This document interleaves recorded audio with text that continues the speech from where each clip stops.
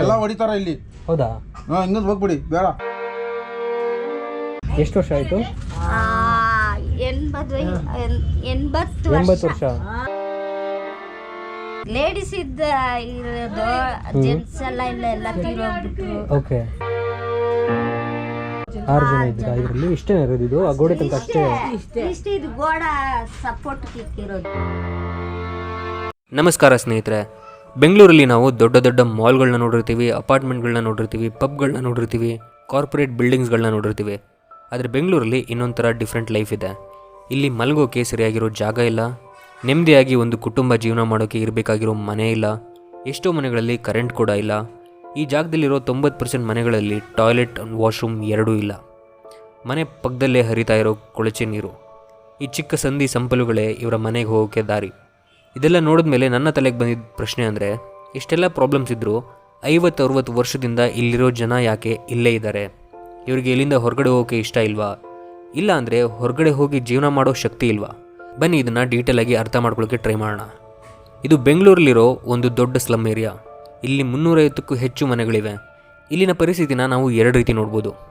ಒಂದು, ಅಯ್ಯೋ ಪಾಪ ಎಷ್ಟೊಂದು ಕಷ್ಟ ಇದೆ, ಇವ್ರಿಗೆ ಯಾರೂ ಸಪೋರ್ಟ್ ಯಾಕೆ ಮಾಡ್ತಿಲ್ಲ, ಇವ್ರನ್ನ ಉದ್ಧಾರ ಮಾಡೋಕ್ಕೆ ಗೌರ್ಮೆಂಟ್ ಯಾಕೆ ಏನು ಕೆಲಸ ಮಾಡ್ತಾ ಇಲ್ಲ ಅಂತ. ಎರಡನೇದು, ಇಲ್ಲಿರೋ ಜನಕ್ಕೆ ಸ್ಲಮ್ಮಿಂದ ಹೊರಗಡೆ ಹೋಗಬೇಕು, ಒಂದೊಳ್ಳೆ ಜೀವನ ಕಟ್ಕೋಬೇಕು ಅನ್ನೋ ಉದ್ದೇಶ ನಿಜವಾಗ್ಲೂ ಇದೆಯಾ? ಇದ್ದಿದ್ರೆ ಸ್ಲಮ್ನ ಬಿಟ್ಟು ಬೇರೆ ಕಡೆ ಒಂದು ಜಾಗ ಹುಡುಕೊಂಡು ಜೀವನ ಕಟ್ಕೊಳ್ಳೋಕ್ಕೆ 50-60 ವರ್ಷ ಅಂತೂ ಬೇಕಾಗಿರಲಿಲ್ಲ. ಇವಾಗಿನ ಕಾಲದಲ್ಲಿ 5-10 ವರ್ಷಕ್ಕೆ ಒಬ್ಬ ವ್ಯಕ್ತಿ ಜೀವನನ ಕಂಪ್ಲೀಟಾಗಿ ಚೇಂಜ್ ಮಾಡ್ಕೊಳ್ತಾರೆ. ಇನ್ನು ಕೆಲವರಿಗೆ 2-3 ವರ್ಷ ಸಾಕು. ಬಟ್ ಇಲ್ಲಿರೋ ಜನ 50-60 ವರ್ಷದಿಂದ ಇದೇ ಜಾಗದಲ್ಲಿರೋಕ್ಕೆ ಕಾರಣ ಏನಿರ್ಬೋದು? ಇದನ್ನು ತಿಳ್ಕೊಂಡು ನಿಮಗೆ ತಿಳಿಸ್ಕೊಡೋಕ್ಕೆ ನಾನು ಇಲ್ಲಿಗೆ ಬಂದಿರೋದು. ನೋಡಿ, ಹೋಗಿ ಜಾಗನೇ ಇಲ್ಲ, ಆದರೂ ಅಲ್ಲೊಂದು ಡೋರ್ ಇದೆ. ಇಲ್ಲೊಂದು ಮನೆ ಇದೆ, ಇಲ್ಲೊಂದು ಮನೆ ಇದೆ, ಇಲ್ಲೊಂದು ಮನೆ ಇದೆ, ಇಲ್ಲೊಂದು ಮನೆ ಇದೆ, ಅಲ್ಲೂ ಒಂದು ಡೋರ್ ಇದೆ.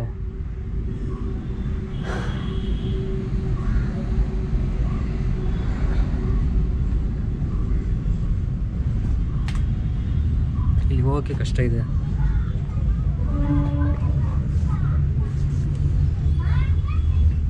ಸೊ ನೀವೆಲ್ಲ ಇಲ್ಲೇ ಇರೋದಾ? ನಾವೆಲ್ಲ ಇಲ್ಲಿ ಇರೋದು. ಎಷ್ಟು ವರ್ಷ ಆಯಿತು? 80 ವರ್ಷ. ಓಕೆ, ಅವಾಗಿಂದನೂ ಹಿಂಗೆ ಇದೆ? ಓಕೆ, ಗೌರ್ಮೆಂಟಿಂದಾಗಲಿ ಏನು ಸಪೋರ್ಟ್ ಅಂತ ಏನಿಲ್ಲ? ಸಪೋರ್ಟ್ ಇಲ್ಲ. ಸಪೋರ್ಟ್ ಇಲ್ಲ. ಓಕೆ, ಈಗ ಜಾಸ್ತಿ ಪ್ರಾಬ್ಲಮ್ ಅಂದರೆ ಏನಕ್ಕೆ ಪ್ರಾಬ್ಲಮ್ ಇರೋದು ಇಲ್ಲಿ ಇರಬೇಕಂದ್ರೆ? ಜಾಸ್ತಿ ಪ್ರಾಬ್ಲಮ್ என்ன ಪ್ರಾಬ್ಲಮ್ கேக்குறாங்க. ಏನು ಆಮ್ಲಿಂಗ್ ಇಲ್ಲ, ನಾನು ಪೋಮ್ಲಿಂಗ್ ಹಾಕೋರು. ಲೇಡೀಸ್ ಇರೋದು, ಜೆಂಟ್ಸ್ ಎಲ್ಲ ತೀರೋಗ್ಬಿಟ್ರು. ಓಕೆ, ನಮ್ ಕಷ್ಟ ನಮ್ಗೆ, ಮನೆ ಕೆಲಸ ಮಾಡ್ತೀವಿ. ಗೌರ್ಮೆಂಟಿಂದ ಈಗ ಎಂಥದ್ದು 2000-3000 ಬರ್ತಿದ್ಯಾ? ಓಕೆ, ಅದು ಬರುತ್ತೆ, ಅಡ್ಜಸ್ಟ್ ಆಗುತ್ತೆ. ಓಕೆ,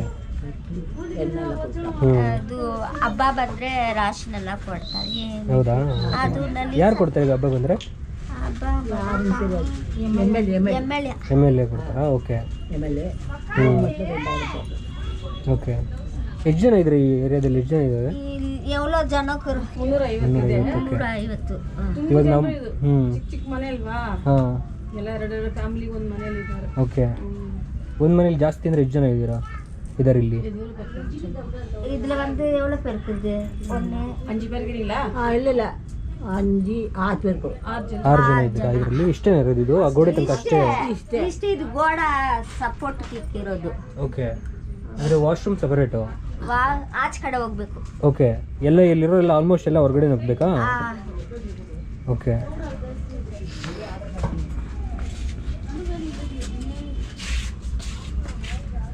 ಇವಾಗ ಮೇನ್ ಅಂದರೆ ಪ್ರಾಬ್ಲಮ್ ಏನಕ್ಕಾಗೋದಂటే, ಇವಾಗ ಫಾರ್ ಎಕ್ಸಾಂಪಲ್ ಈಗ ರೇಷನ್ ಅಂತ ಹೇಳಿದ್ರಲ್ಲ, ಈಗ ಗೌರ್ಮೆಂಟಿಂದು ಒಂದ್ಸಲ ಲೇಟ್ ಆಗುತ್ತಲ್ಲ, ಅವಾಗೇನಾಗುತ್ತೆ? ಫಾರ್ ಎಕ್ಸಾಂಪಲ್ ಈಗ 2000 ಬರುತ್ತಲ್ಲ ತಿಂಗಳಿಗೆ, ಅದು 1-2-3 ತಿಂಗಳು ಲೇಟಾಗಿ ಬರುತ್ತಲ್ಲ, ಆಗ ಹಾಗೇನು ಮಾಡ್ತೀರಾ?